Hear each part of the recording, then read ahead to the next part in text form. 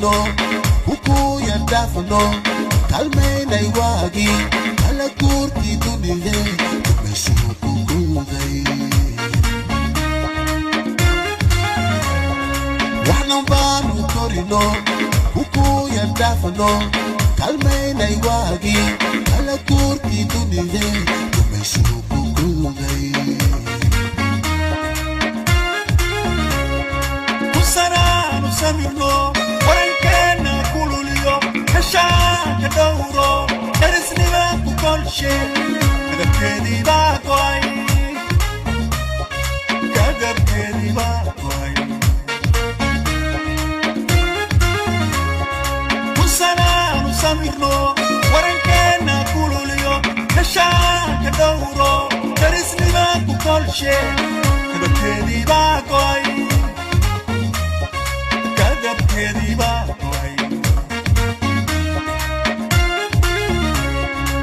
sidorka korka markaad karin lahaydeen tenada lagu suray annakoo filbaan dilay abtiyaa ku kulanay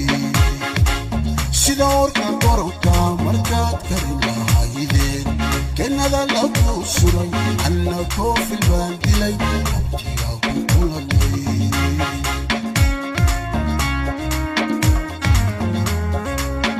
faraska keenan horiisa saare kalma dhaxdoodiyo taxda maran ku tirne dadlayo xawaaraba ibikaaga keensado yahay maxaadon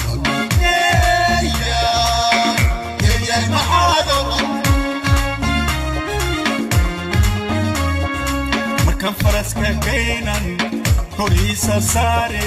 كلمة بحضوري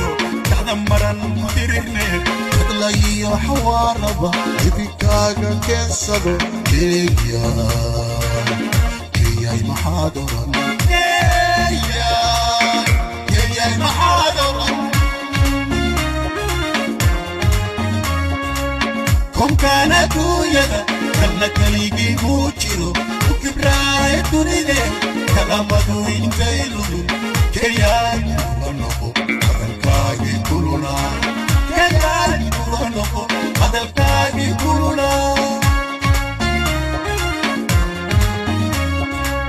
كم كانت يدا كانت ليجي موتشيرو وكبراي تريدي كلامه ينتهيلو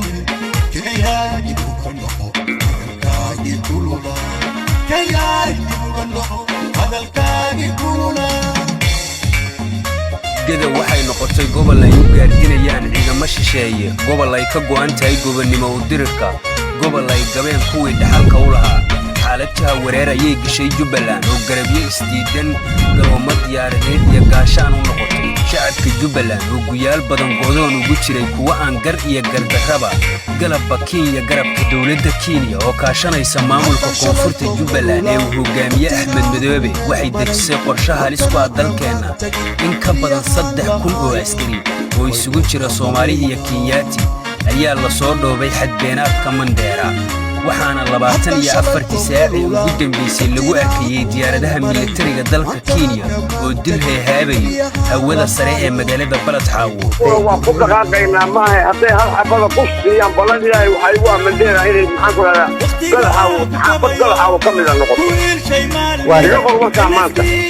waxay baadi goobayaan baraha ciidamada Soomaalida ay ku sugan yihiin si hadii dagaal uu u dhexmaro labada dawladood ay ugu fududaato duqeynta xeryaha ciidamada Soomaalida dhinaca kale dawladda Soomaaliya oo kaashanaysa garabka maamulka waqooyiga Jubbaland fulinaysa waajibaadka ka saaran difaaca dalka iyo dadka waxay diyaarisay qorshe looga hortagayo danaha iyo damaca gudacan ee Kenya waxa ciidamada xadka ku sugan lagu wargeliyay diyaar garow feejignaan dheeri ah inay ka muujiyaan duulaanka uga imaan kara Kenya iyo maamulka koonfurta ee ka falaagoobay dawladda Soomaaliya Kenya waxay gacanta ku haysaa maamulka garabka koonfurta Jubbaland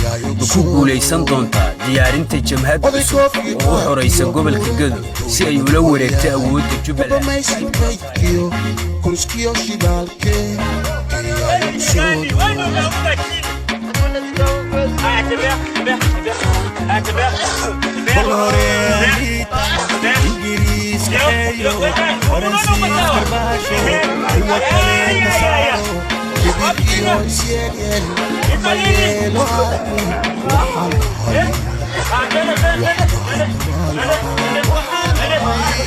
Thank you.